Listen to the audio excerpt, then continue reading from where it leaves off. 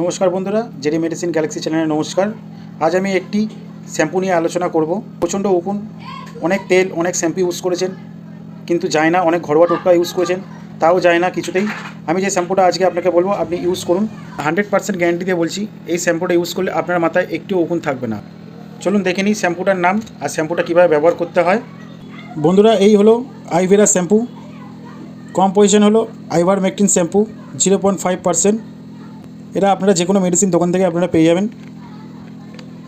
এটির এমআরপি হলো 130 টাকা।